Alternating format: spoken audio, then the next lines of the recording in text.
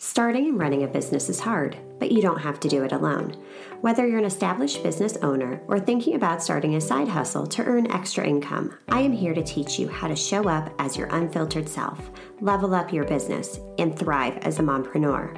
Let's embrace the chaos and start enjoying the journey together. I'm Amy Traw, and you're listening to the Motivated Mompreneur Podcast. Welcome back into the Motivated Mompreneur Podcast. I am joined today by Sara Brush of the Centering Cooperative. And today we are talking about a topic that really resonates with all of us, and it's managing stress. And in addition to that, we'll talk about habits to raise self-awareness. Sara, welcome into the podcast. Thank you. Thank you. I'm so excited to be here. So before we dive in, tell us more about yourself, who you are and what you do. Yeah, well, my name is Sara Brush, and I am a wellness coach, and my company is called the Centering Cooperative. And the Centering Cooperative consists of my husband and I, and we work together to help people reignite their excitement, passion, and purpose so they can focus powerfully, think creatively, and harness their highest potential. And we do that by facilitating workplace wellness workshops that incorporate self-exploration, breathing exercises, and also making art. And so I'm committed to helping people manage their stress. I suffered from burnout in my first career. My first career was in corporate, and I ended up quitting my job as a result because I just got to the point where that really felt like it was the only option for me. And I also have suffered from burnout in my journey as an entrepreneur as well. And so I guess it really resonates that burnout is something that can kind of happen under many different types of circumstances. Sometimes we kind of think it's that maybe a toxic environment or trying to do too much, but there are so many different ways it can show up. And sometimes it can take a while to really realize that it's happening. And so helping people to raise their self-awareness, checking in with themselves. I, for one, in my corporate career, I really had just gotten to the place where it was like, I had never really even asked myself questions like, how do I feel?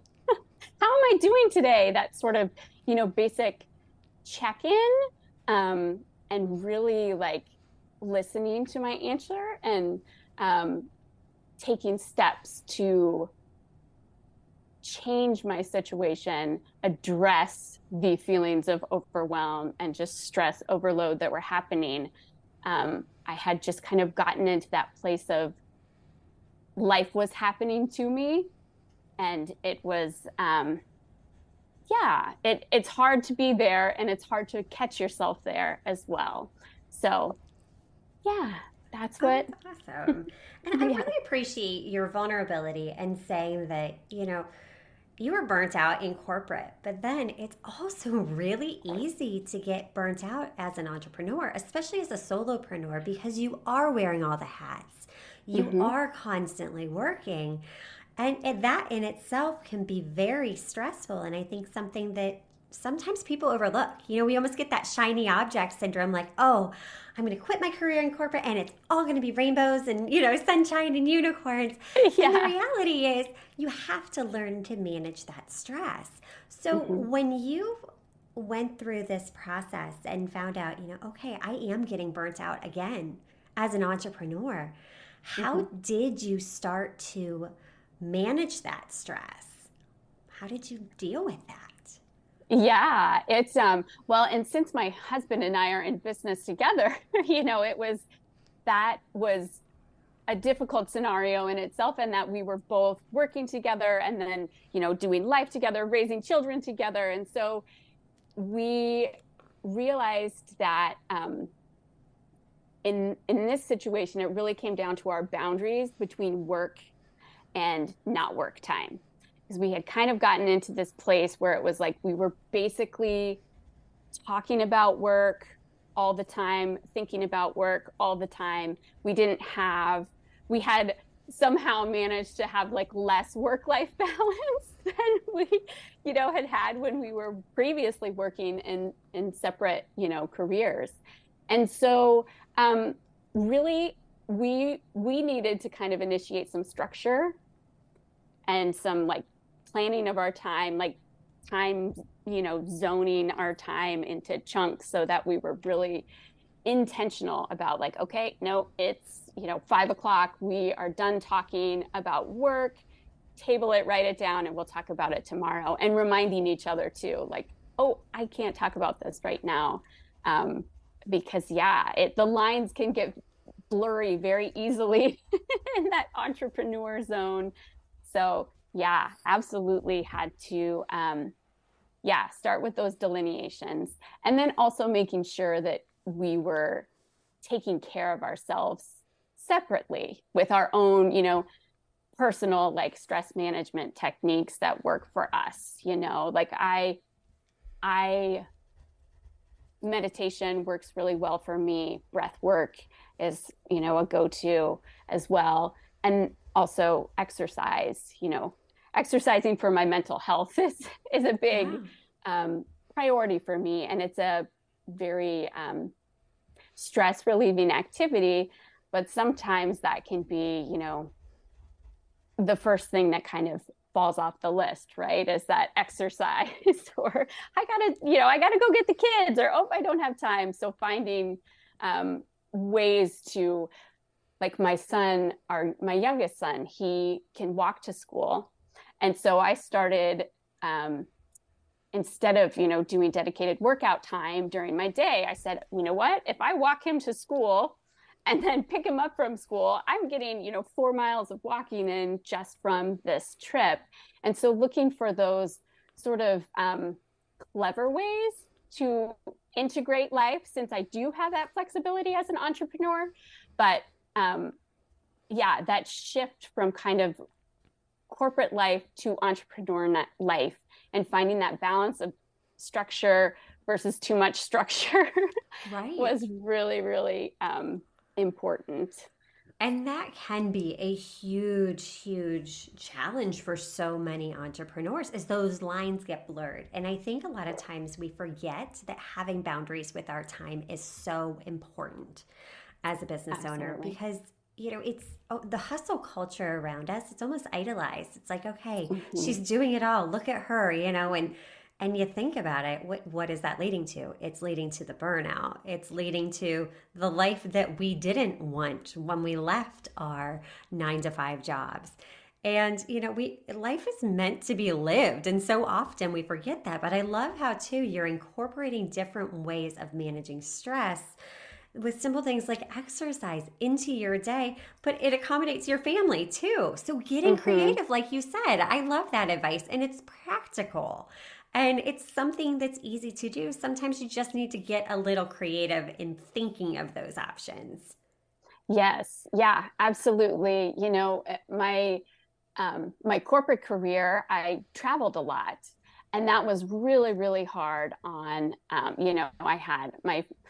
I stopped working after my second son was born. So with my first, and there were actually some periods of time where like both my husband and I were traveling, we needed to have grandma watch our son, and that time away and that inability to be as present as a parent as I wanted to be was really also, a motivating factor for me transitioning out of that corporate career.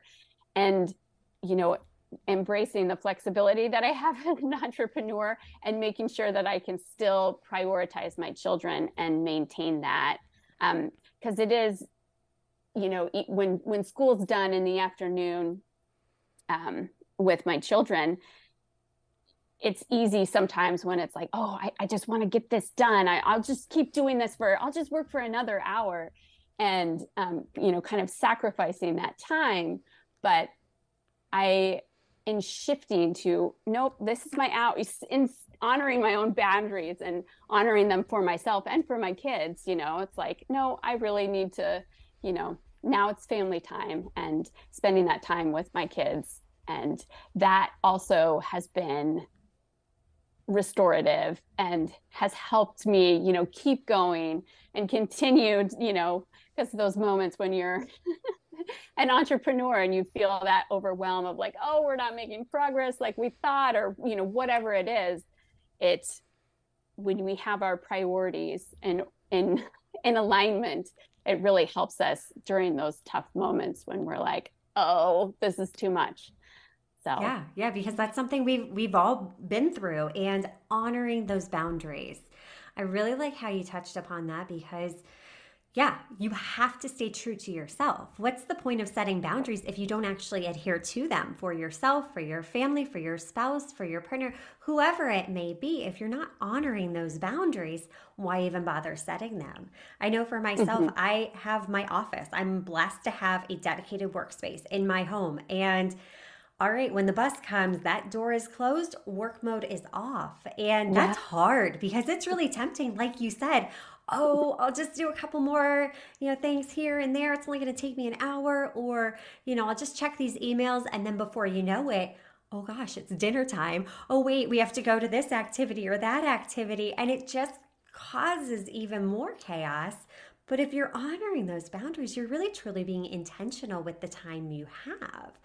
And I love too how you touched upon the zoning of your time Mhm. and really being intentional throughout the day with how you spend your time. This was something I struggled with when I first left my 9 to 5 job. I had scaled back over a period of time, but suddenly you go from having this focused energy of, okay, I have this many hours until the kids get home from school till, all right, I've got 6.5 hours. I've got all day. And then suddenly you find yourself like, what do I do now? You're staring at the computer. There's things that you need to be doing, but really setting that intention and being intentional about how you're spending the time. That's been a game changer for me. Yes. Yeah, absolutely. And actually, my children, we actually started homeschooling first before enrolling in public school. So um, we actually did 7 years of homeschooling with our kids. And during that time, with the homeschooling, we were much better about zoning our time because it was also easier for the kids, right? And lessons, you break things up and you have a break in between subjects and such and such. And so when I was when I started working, we were still homeschooling. And so we were still, zoning our time and separating things. And then when the kids enrolled in public school, I actually had that exact scenario you were talking about where I was like, oh, I've got these 6 hours. This is great. And then I kept, I actually had a much more difficult time of like remembering, like, wait a sec, I need to really zone my time into these pieces and give myself some limits here because I would just let myself get distracted, or even sometimes when I would get stuck on, like if I was writing, a newsletter or something, if I was, having a little bit of a block or frustrated about something, I would let myself sit there for, 2 hours. And it's like, no, it's much more effective if I could just give myself, write for 45 minutes and go take a break. And so it was, yeah, funny that like I had already learned that lesson as a homeschooling mom and entrepreneur. And then when my kids went to school, it was like out the window. And I'm like, oh, this is great. And had to kind of go back to that time zoning because yeah, it really helps for breaking up, giving my brain a break. And it was just, yeah, very, very effective for me. Yeah, and I think part of that is one of the other topics we're going to talk about, self awareness, knowing yourself, knowing how you function, and knowing what's working and not working for you. So, Mm-hmm. what tips can you give us to, first of all, raise that self awareness? How do we even begin to develop that skill? Yeah. I mean, so really it's creating a habit of checking in with yourself. And that, is sometimes easier said than done, but it's also pretty simple, right? Like, and I, you know, I think maybe the simplest way is even just setting a reminder on your phone or scheduling it. Maybe you can do it even if you start with like once a day, and just asking yourself basic questions like, how do I feel right now? Um, you know, how do I want to feel? Why do I feel this way? Just doing some sort of basic self assessment of how you are. And then, yeah, just increasing that so that you find it becomes much more easy to kind of access and become aware of like, oh, wow, I'm really overwhelmed. I need a break right now, instead of kind of staying in that place of kind of churning, you know, ruminating or chugging through things without like that. And it also is really helpful for those sort of basic things too, as a mom and as, just a busy person. There were times where it's like, I remember, um, I would like finish my water bottle and set it down on my desk and be like, oh, I'll deal with that in, a while. But I didn't have that, self-awareness check-in, or like, I'm going to do it in the morning when I get to work, and at lunch and the afternoon, or even setting a timer for, sometimes I've set timers every hour on really stressful days, just where I'm like, I just need to check in with myself every hour. But it was like, I would go, the whole day and be like, oh my gosh, I finished my water at, 10:30, and I didn't get around to, refilling it. So even just those sort of basic self-care, um, needs, they sometimes go out the window when we just don't have that opportunity, when we're not giving ourselves that space to check in. How am I feeling physically? How am I feeling emotionally? And yeah, listening for those answers. Definitely, because it is a crazy, noisy world out there. And sometimes it takes setting a reminder to bring that awareness back Mm-hmm. because, Mm-hmm. we're scrolling, we're consuming, we're replying to the emails, phone calls, texts. I mean, all those different things. I've gotten to the point where I've taken all the notifications off of my phone except for calls because if the kid's school is calling me, I want to know about it. Yep. But we've become controlled by these little devices, by these alerts, by everything that is competing for our attention. That I love how you're bringing, the habit of self awareness into the day because that's truly key. When we're kids, we're actually pretty self aware. Even infants, you Yeah. think about it, when they're hungry, what do? They cry. When they need change, what do? They cry. They're aware that they need something. They may not be able to verbalize it, but they're Yeah. getting our attention. And so Mm-hmm. in the hustle and bustle of life, we forget to check in with ourselves. We Yep. forget that, you know, that we need to check in to see how am I doing okay? Do I need water? Do I need to go to the bathroom? Do I need, I can't tell you how many days when I was working in healthcare, it would be, 8 hours. I'm like, oh gosh, I haven't gone to the bathroom. Like, Yeah.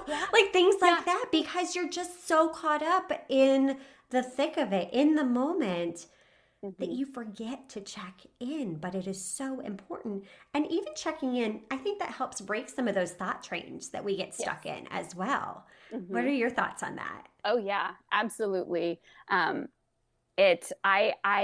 am an anxious person, so I tend towards that ruminating. I can ruminate on the same thoughts, and so yeah, that really, the checking in and that time zoning of my time really does help just interrupt those thoughts if I haven't caught myself, Right. But So and to what you said, it gets easier. It's a habit. It's yes. just like any other habit. The Mm-hmm. more consistent you are, the more you do it, the easier it will become to the point where you probably don't even need to set that timer unless you know you're going to have a busy day ahead of you. Where, Yep. okay, I might get too distracted. So let's set it just in case, which is incredible, and Mm-hmm. it's learning yourself. And honestly, self awareness in my opinion, is one of the keys to success as a business owner. What are your thoughts on that? Yeah, I mean, absolutely. I mean, I would say it's really a key to success in life in general. Yeah. It's hard to be in any position when you're not, fully taking care of yourself. And especially as moms who, often prioritize taking care of their children and we spend a lot of time thinking about the needs of others. And if we're not, taking care of ourselves first, then obviously that impacts the way we show up and how much we can, give, and how well we are supporting ourselves is a massive indicator of happiness and fulfillment. So, Definitely it yeah. is. It really does. It impacts everything and how we show up. I really like that too. It impacts how we show up Mm-hmm. because if you're not aware of these stories you're telling yourself, if you're holding yourself back because of fear of judgment or showing up or whatever it may be, it inhibits our ability to provide value for others, to show up, to really be our true, authentic selves and serve our community, serve our clients, serve our customers, whether we have a service based business, whether we have a product, any of that. If we're getting in our own heads and not aware of those thoughts, that can break us. Have you Yeah. seen that? Oh yeah, absolutely. And I mean, also with our relationships, our partners and our coworkers Yeah. and our kids, right? It's the like, if I haven't, if I have skipped my, self-care, if I have skipped my breathing, exercises or my meditation, and my children end up, seeing, oh, crabby mommy's here, it's like, Yeah. oh, sorry. And so, yeah, it really does affect, you know, others around us as well. And so it is so important. Yeah, because our kids are always watching us and they do notice when crabby mommy pops up and That's right. They feel it. They feel it. yes, Yeah. yes. So truly improving self-awareness is a habit and it is something that if you take the time to do it can make a positive impact on those Mhm. relationships. It can make a positive impact in your business, in your community, in every aspect of life. Sarah, do you have any other good stress management tips for us? What can we do as moms to kind of just manage and calm down some of the stress that we have? Um, well, specifically, I guess as moms, like I have actually started, like, I incorporate my children into breaks as well. Or even like we do like a 10-minute like YouTube yoga break, Yeah. to kind of, so in this space, especially with little kids, when my children were younger and when we were homeschooling, so we, had a lot of time together. And so I didn't have that physical space. And so I just brought them along, right? It's like, this is quiet, whether it was just quiet time or an actual, yeah, we're going to do this little, yoga video, and we're going to do this breathing exercise. And they, they were willing to come along. Like, they were like, okay, mom, this is how we do it. It was great modeling for them as well. And it, supported me. It helped me, get through the day. Yeah, managing my stress in a better way. So specifically, yeah, as moms, that was my go-to. I love that. And then that's teaching them too different skills that they can use Yeah. that will help them in turn as they face all the challenges of life and navigate life and the journey that it is. Sarah, this was fabulous information. I truly appreciate you taking time out of your crazy day to share with our listeners. How can we learn more about you? Yeah, our website is thecenteringcooperative.com, and we do have a checklist for a downloadable checklist for more passion, purpose, and connection in the workplace. And we're also on Facebook and Instagram as well. Um, and yeah, I'm on LinkedIn. I'm not as active on my social media as I could be, None but of us are. It's I, okay. It's I know. okay. Yeah. Um, yeah. So yeah, Great. Great. that's how And you we will reach be me. we will be sure to link all of that up in the show notes. So please check out that checklist. That'll be great information for you because it's something we could all benefit from. Yeah. All right. Well, thank you, Sarah, so much. And until next time, stop dreaming and start taking messy action. You've got this. Are you loving what you're hearing? Do us a favor and hit that subscribe button so you don't miss an episode.